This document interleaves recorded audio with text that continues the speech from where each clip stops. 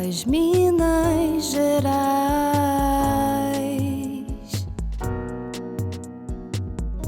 Silvia Sá, muito prazer, uma honra ter você aqui para a gente falar sobre sustentabilidade, meio ambiente, né? Porque sustentabilidade não é só meio ambiente.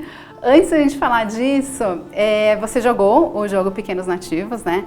Que é quem está apresentando aqui as Minas Gerais.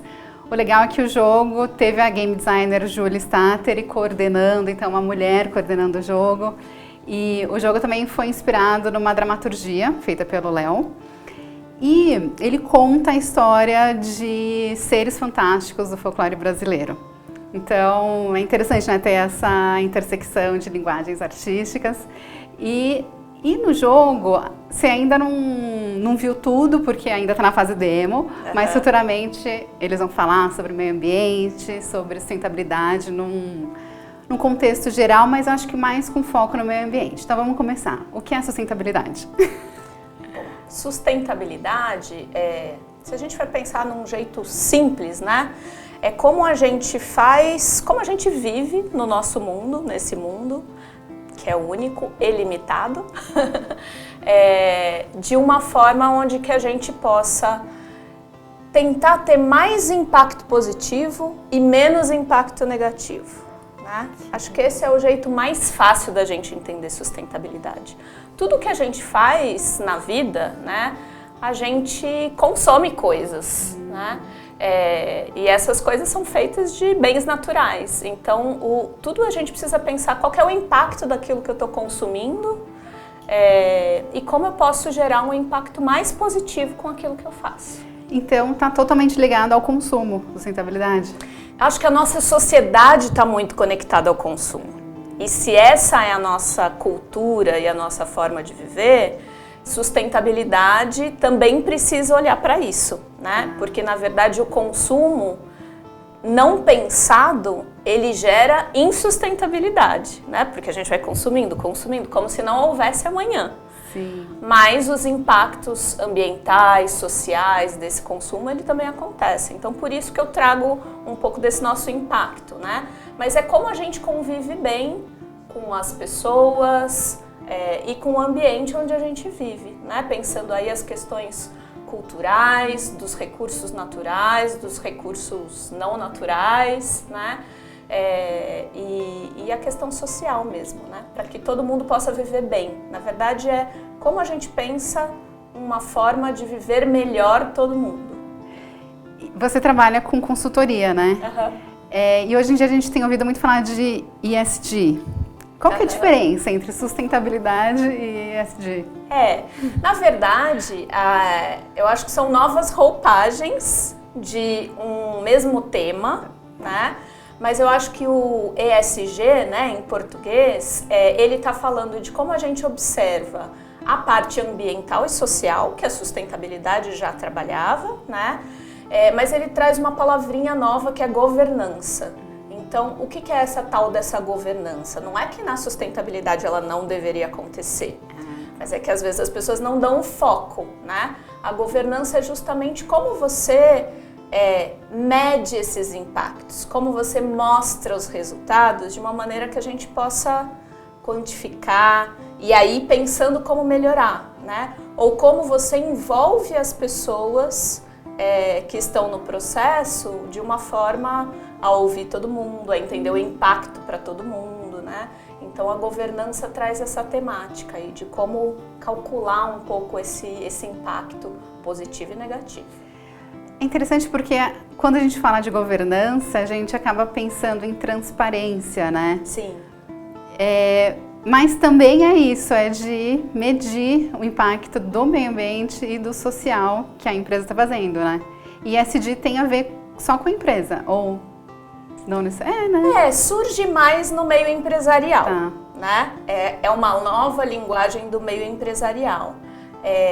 Surge muito pelos bancos, né, que começam a pensar também nesses temas da sustentabilidade, de como também medir o risco quando eles oferecem, por exemplo, um crédito para uma empresa.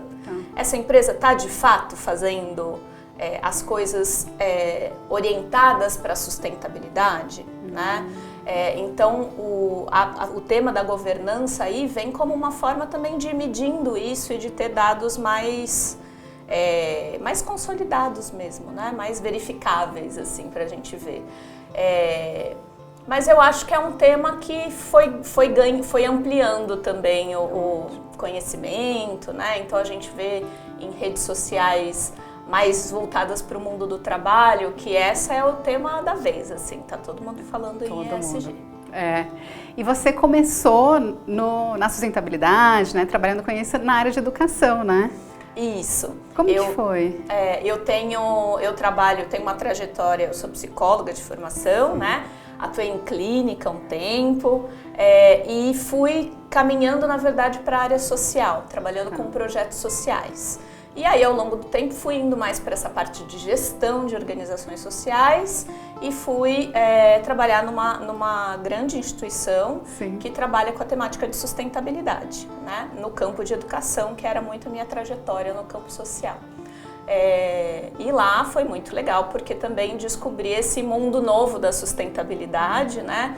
Ainda era novo quando eu entrei. Faz quanto tempo, mais ou menos? Já faz uns 14 anos. Nossa, que bom! Então faz tempo que tem sido abordado esse tema, né, na educação. Sim, esse tema é bastante tempo abordado, né? Mas acho que os avanços maiores têm sido mesmo nos últimos, vamos dizer assim, 8 anos, 10 anos, assim, que já começa a aparecer programas mais voltados para essa temática, né? O próprio sistema de educação, né? Se você for olhar na política de educação, ela tem esse viés de como a gente pensa na educação para a sustentabilidade, né? Ou para estilos de vida mais sustentáveis. E na educação, quais programas você fazia, assim, de repente, se você quiser contar algum case legal? Porque eu sei que você fez bastante coisa, eu vi alguns vídeos no YouTube. E qual, assim, você escolheria para contar? Acho que um dos projetos mais legais, assim, e que marcam a minha carreira um pouco é a rede de aprendizagem Educatu, que é do Instituto Acatu, foi onde eu trabalhei como gerente de educação. E lá a gente buscou, então, a gente sempre buscava como pensar novos projetos que possam, de fato gerar um impacto maior, né, para essa mudança de comportamento, né? O Instituto Acatu, ele foca especificamente com a temática de consumo consciente, né?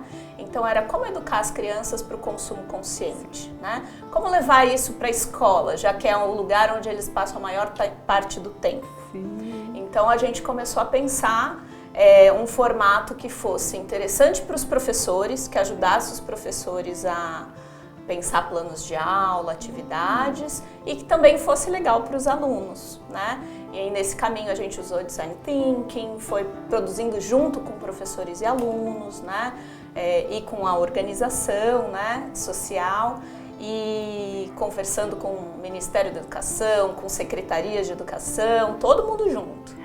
E aí foi gerando uma plataforma onde alunos e professores têm, na verdade, desafios. Então é toda uma plataforma gamificada. Gente! Que tem mini-jogos, tem desafios para ele fazer na sua própria comunidade, né? Então, de onde vem a água da sua comunidade?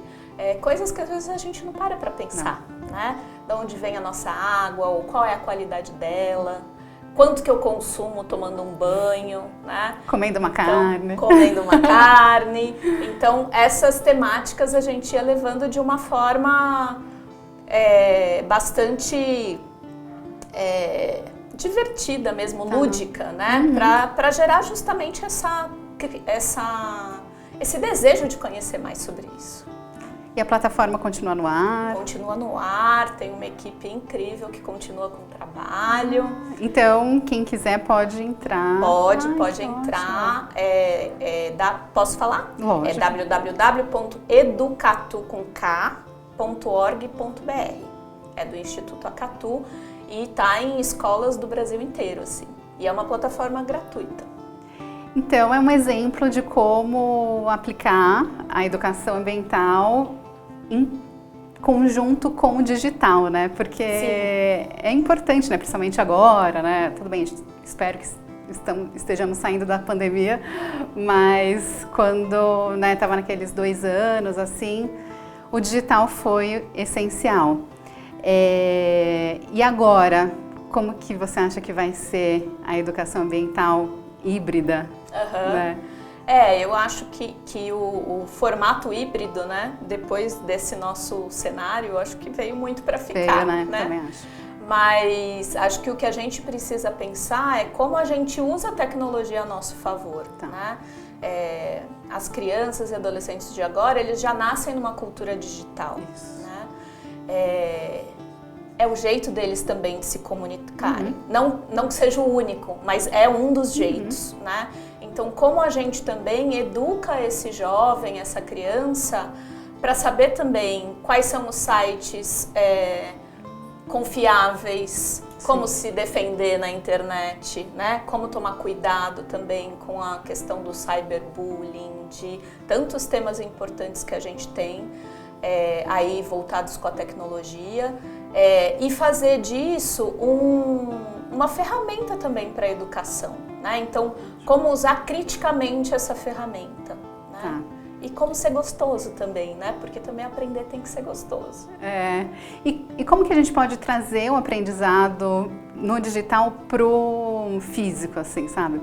Eu não vou nem falar mundo real, porque o digital é real também, mas pro mundo físico. Eu gosto muito de pensar que quando a gente trabalha, por exemplo, com o digital, né? A gente sempre pode trazer aí elementos de como você entender essa temática que você está trabalhando perto da sua realidade, né? Então, separar o seu lixo em casa, né? Mini desafios que você possa fazer para essa sua realidade, eu acho que traz esse componente também, porque nós também somos seres sociáveis, né? Sociais. Sim. Então, o quanto você pode fazer com a sua família ou com seus amigos, ações para o seu próprio dia a dia, né? Então, acho que o digital ele pode ajudar nisso.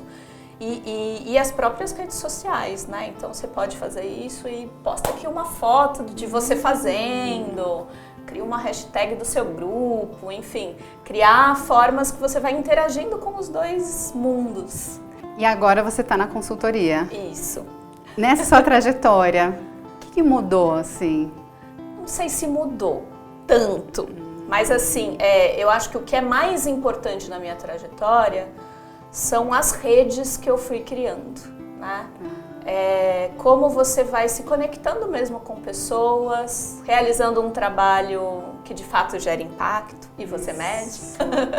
Porque em qualquer área a gente pode medir impacto, né? Olha. E acho que isso foi trazendo uma confiança também para o meu trabalho e uma rede bem diversa, que hoje na minha consultoria eu consigo ter essa facilidade de permear diferentes temáticas. Então eu trabalho com organizações sociais que trabalham com direito de criança e adolescente, com empresas que fazem investimento social privado na Amazônia. Então, campos bem diversos da atuação social, socioambiental, né, digamos assim. E que foi um pouco de toda essa junção da minha experiência, né, de passar por várias organizações com temáticas diferentes, de trabalhar com educação pública, né, junto ali do Instituto Acatu, e de trabalhar com empresas também, entendendo também como as empresas podem ajudar nesse cenário de buscar formas mais sustentáveis, né? Você citou algumas empresas, né, que você trabalha. Explica um pouquinho qual é o papel do consultor ambiental, né? Eu não sou uma consultora ambiental, mas na temática socioambiental, né? Porque ambiental, às vezes tem um recorte bem assim de verificar se a poluição da água de uma planta, de uma empresa, quantos hectares tem protegidos, né? Bem mais focado no ambiental. Eu trabalho muito pensando estratégias para as empresas pensarem a ação social e ambiental também, né? De repente, qual tipo de projeto é legal eles investirem? Que tipo de projeto em cada território, porque cada território tem uma demanda diferente, né? Como você vê as potências daquele território também, né? Então, faço muito esse trabalho de fazer diagnóstico, então de ouvir o que a comunidade também precisa, né? Levar essa voz da comunidade para dentro das empresas, para que eles entendam, porque sustentabilidade é isso, é todo mundo sentar na mesma mesa para chegar dialogar, num lugar comum, que seja bom para todos os lados, né? E a gente sempre fala, sustentabilidade, por mais que ela oriente a gente, ela é esse orientador, mas ela está lá na frente, né? Não é um lugar que a gente chega, a gente sempre vai querendo ser mais sustentáveis. Porque a gente sempre gera impacto, né? Tudo gera impacto. Pode ser positivo ou negativo, né? Sim, mas a gente sempre gera, né? Então, como a gente vai buscando mais esse impacto positivo e diminuindo o negativo em cada um dos cenários que você vai ter. Envolve muita pesquisa, então, né, o seu trabalho? Bastante pesquisa, estudo e bastante diálogo mesmo, né? Entre essas partes interessadas, assim. Uma mediadora de diálogos, assim, né? Eu falo que a minha trajetória também, a minha formação como psicóloga ajuda muito nisso, né? Realmente. Porque eu acho que você ter essa disponibilidade de escutar e de ter empatia mesmo por esses diferentes atores, pessoas que estão envolvidas, né? De como você vai trazendo o melhor deles, assim, para ir construindo algo que às vezes alguém tem um pedacinho na cabeça, outro tem mais um pedacinho, e a gente vai costurando e criando algo mais inovador, né? Que gere mais impacto. Então, o meu trabalho é esse, assim, de escutar e depois ir transformando isso numa inovação. E tem uma palavrinha que eu li, né, nas suas redes sociais, que você já trabalhou, que é crowd learning. O que é isso? A gente pode pensar, a gente tem crowdfunding, né? Que é como a gente faz uma captação aí cruzada, envolvendo várias pessoas, e o crowd learning também, né? De como você vai criando plataformas onde você vai garantindo trocas ou trocas entre pessoas, né? E que alguém sempre pode ensinar, né? Por exemplo, no próprio Educatu, os professores estão ali ensinando, mas os alunos também estão com a prática dele, né? A gente também está acompanhando toda essa dinâmica nos diferentes territórios, porque cada, né, um projeto que uma escola faz no Sul é diferente de um projeto de uma escola do Nordeste ou do Norte, né? E a gente vai aprendendo também com essa ação em rede, assim. Bom, a gente já está no final aqui da conversa. Você quer falar mais alguma coisa sobre o seu trabalho, deixar as suas redes, deixar referências? Fica à vontade. Tá bom. Meu contato, o contato da minha consultoria é Amanda Saia Social, é uma consultoria que trabalha muito com essa temática de projetos socioambientais, tanto para organizações sociais, como para empresas que também querem investir nesse campo, né? O investimento social privado que a gente fala. O site é www.mandacaiasocial.com.br e tem também o nosso Instagram, que também você encontra como Mandacaia Social. E só para finalizar, o que significa Amanda Saia? Manda Saia é uma inspiração que veio, que é de uma abelhinha, é uma abelha sem ferrão, que é conhecida como uma abelha brasileira. Né? É uma abelha nativa brasileira. O Brasil tem mais de 200 tipos de abelhas nativas. Elas não têm ferrão, então elas não mordem a gente. Trazem mel, trazem doçura, né? Polinizam, então tem essa coisa de espalhar. E o nome Mandaçaia quer dizer aquele que vai envolvendo, né? E também quer dizer vigia bonito. Nessa prática de você sempre estar vigiando, contabilizando, contando o que você está fazendo. Então, por isso é essa inspiração. E a gente tem lá na Mandaçaia também uma caixinha de Mandaçaia, onde a gente tira melzinho e aprende muito com elas. Então, veio daí a inspiração. Ai, parabéns, amei. Gosto de saber a história dos nomes. Amei. Obrigada. Obrigada, Silvia. Obrigada a todo mundo que assistiu. Obrigada.